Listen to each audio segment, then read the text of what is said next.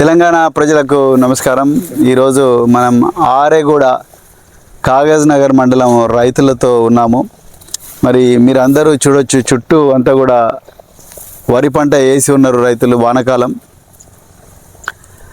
మరి తెలంగాణ ప్రభుత్వం తొలి ముఖ్యమంత్రి శ్రీ కేసీఆర్ గారు ఆ రోజుల లోపల రైతు బంధు స్కీమ్ కింద వానాకాలం ఎకరానికి కొంత డబ్బు 5,000, అదేవిధంగా మళ్ళీ యాసంగికి ఇంకొక 5,000 రూపాయలు, ఇట్లా ఎకరానికి సంవత్సరానికి 10,000 రూపాయలు ఇచ్చే ఒక అద్భుతమైన, దేశంలోనే ఎక్కడ లేని ఒక చరిత్రాత్మకమైన స్కీము కేసీఆర్ గారు ఆనాడు తీసుకొచ్చారు ముఖ్యమంత్రిగా. మరి కాంగ్రెస్ ప్రభుత్వం వచ్చింది ఇప్పుడు 2023లో.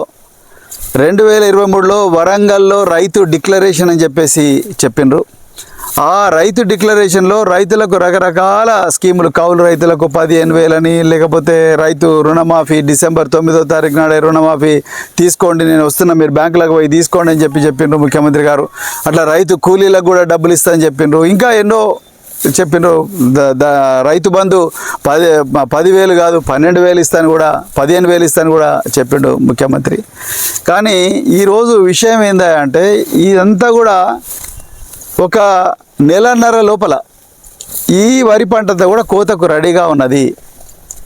మరి పెట్టుబడి పెట్టే టైంలో డబ్బులు ఇవ్వాలి. పెట్టుబడి ఇక దగ్గరికి వచ్చేసింది, కోతకే దగ్గరికి వచ్చింది పంట.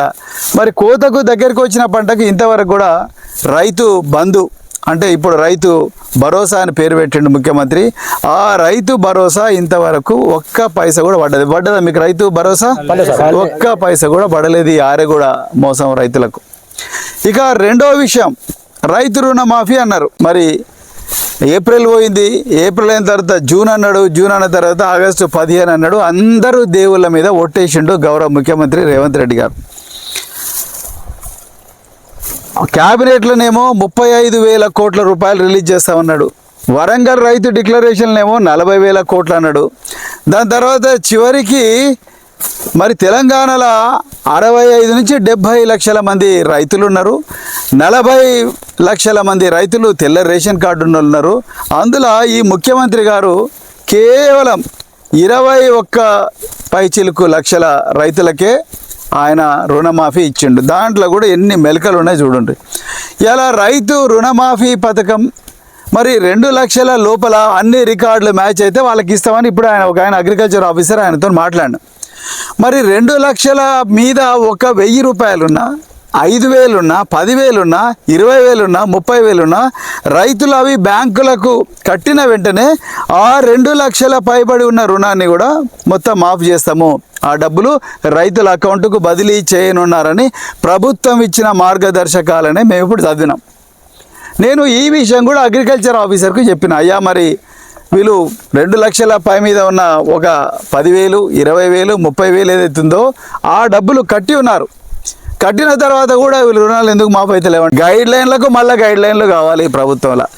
మరి కోతకొచ్చే పంటకేమో ఇంతవరకు రైతు భరోసా లేదు. అంటే ఒకప్పటి రైతు బంధు, ఇప్పుడు రైతు భరోసా అది లేదు. ఈ రైతు రుణమాఫీ కూడా తూతూ మంత్రంగా 45 లక్షల నుంచి 50 లక్షల మంది రైతులు ఉంటే 20 లక్షల మంది రైతులకు ఇచ్చి చేతులు తెలుపుకున్నారు. మరి ఉత్తమ్ కుమార్ రెడ్డి గారు ఒక మాట చెప్తున్నారు, తుమ్మల నాగేశ్వరరావు గారు ఇంకో మాట చెప్తున్నారు, పొంగులేటి శ్రీనివాసరెడ్డి ఇంకో మాట చెప్తున్నారు. ముఖ్యమంత్రి గారు అయితే ఏ మాటలు మాట్లాడకుండా కేవలం బూతులే మాట్లాడుతూ ఉన్నాడు. ఎవరు ప్రశ్నించినా వాళ్ళను ఉరి వేస్తా అంటాడు, రాళ్లతో దన్నండి అంటాడు, మక్కెలు కదండి అంటాడు, పేగులు మెడకేసుకోండి అంటున్నాడు. ఇంకా ఇష్టం వచ్చినట్టు ముఖ్యమంత్రి గారు బూతు భాష తెలంగాణ ప్రజలకు పరిచయం చేస్తూ ఉన్నాడు. మరి అలా ఈ రైతులకు ఏం సమాధానం చెప్తారు మీరు? ఈ ఓటేసిన రైతులందరికీ ఏం సమాధానం? మీరు వరంగల్ డిక్లరేషన్లో చెప్పిన మాటలని నమ్మి మీకు ఓటేసిన రైతులకు ఏం సమాధానం చెప్తారు? పంటంతా అయిపోయిన తర్వాత మరి రైతు భరోసా ఇస్తారా?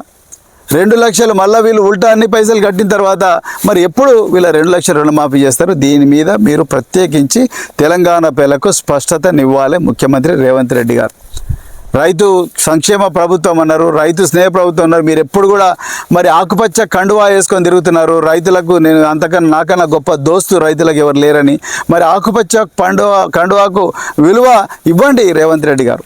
మీరు ఇచ్చే అర్జెంటుగా రైతు భరోసా ఆ డబ్బులు ఏవైతే మీరు ప్రామిస్ చేసిండ్రో రైతులకు ఆ రైతు భరోసా అర్జెంటుగా రిలీజ్ చేయండి.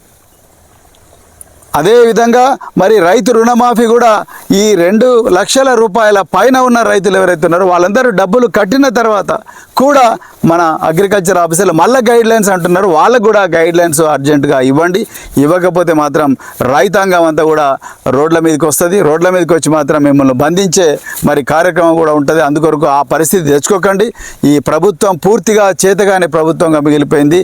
విద్యార్థులకు న్యాయం చేస్తలేరు, మహిళలకు న్యాయం చేస్తలేరు, రైతన్నకు న్యాయం చేస్తలేరు, నిరుద్యోగులను నిండా ముంచిండ్రు.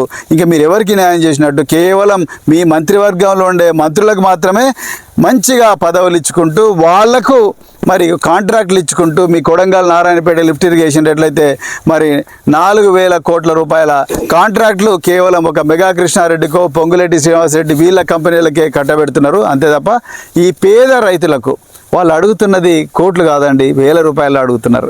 వాటి గురించి మీరు కొంచెం హృదయంతో ఆలోచించండి ముఖ్యమంత్రి గారు. మీరు అధికారాన్ని దుర్వినియోగం చేస్తున్నారు. అది మా కర్మ అనుకున్నా మరి రైతుల కన్నా న్యాయం చేయాలి కదా. అందుకొరకే దీని మీద తెలంగాణ ప్రజలందరూ కూడా పోరాటం చేయాల్సిందిగా మరి పిలిపిస్తూ మరొకసారి మరి మరొక స్థానంలో మళ్ళీ మీతో కలుసుకుంటాం. జై తెలంగాణ. జై తెలంగాణ.